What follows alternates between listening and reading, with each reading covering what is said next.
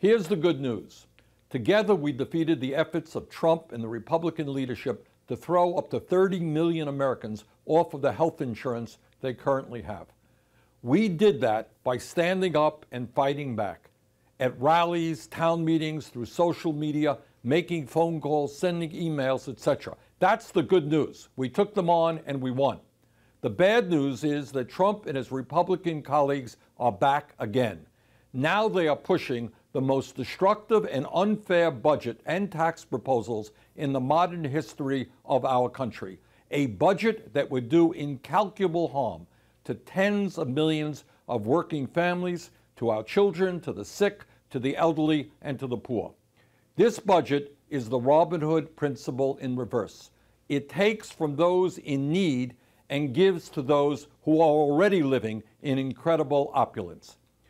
Donald Trump and Republicans in Congress claim that their tax plan would benefit the middle class. Nothing could be further from the truth. According to the Nonpartisan Tax Policy Center, by the end of the decade, nearly 80% of the tax benefits of the Republican plan would go to the top 1%.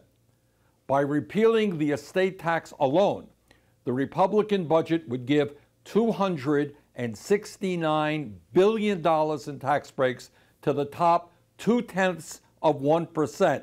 The top 0.2%. The very wealthiest families in the country, like the Walton family, the Koch brothers family, the Sheldon Adelson family, and, by the way, the Trump family. Meanwhile, while their budget provides $1.9 trillion in tax breaks to the top 1%, they make massive cuts in healthcare, education, nutrition, housing, and environmental protection. The Republican budget, which will likely be debated on the floor of the Senate next week, cuts Medicaid by more than $1 trillion over a 10-year period, throwing some 15 million Americans off of the health insurance they currently have.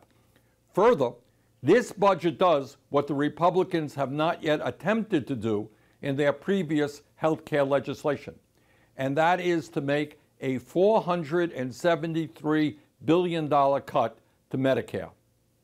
As many of you will remember, one of the major tenets of Donald Trump's campaign for president was that he would not cut Social Security, Medicare, and Medicaid. Well, this budget makes massive cuts to Medicaid and Medicare. And I've got a message for President Trump. Tell your Republican friends that they should respect your campaign promises or that you will veto any legislation that cuts Medicaid or Medicare. Here's what else this horrific budget does. If you are a lower-income senior citizen, it makes $4 billion cuts to the Low-Income Home Energy Assistance Program, meaning that you might go cold next winter. If you are a working-class student trying to figure out how you could possibly afford college when the price of college is so very high, your dream of a college education could evaporate because this budget cuts Pell Grants by $100 billion.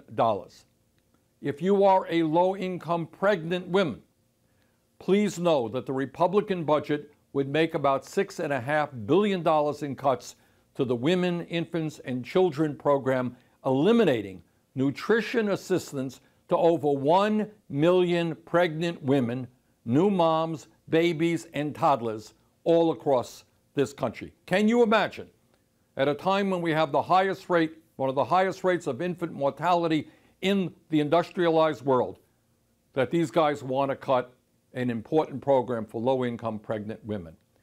At a time when millions of Americans are paying 40 or 50% of their limited incomes on housing, this budget eliminates housing assistance for more than 1 million families due to a cut of about $37 billion to the Section 8 rental assistance program and other housing programs. At a time when the cost of child care has skyrocketed in recent years, this Republican budget eliminates Head Start services for 25,000 kids each and every year by cutting this program by some $3 billion.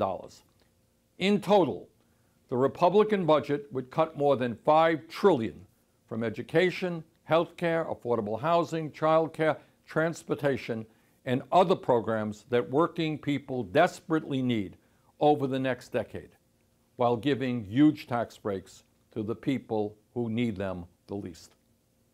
As the ranking member of the Budget Committee, I will do everything I can to oppose this horrific set of priorities established in this budget. At a time when the middle class is shrinking and over 40 million Americans are living in poverty, we need a budget that reflects the needs of working families, of the middle class, and not just the wealthiest people in our country, nor the largest campaign contributors. Our job now is to stand up, fight back, and to defeat this horrendous budget. Thank you very much.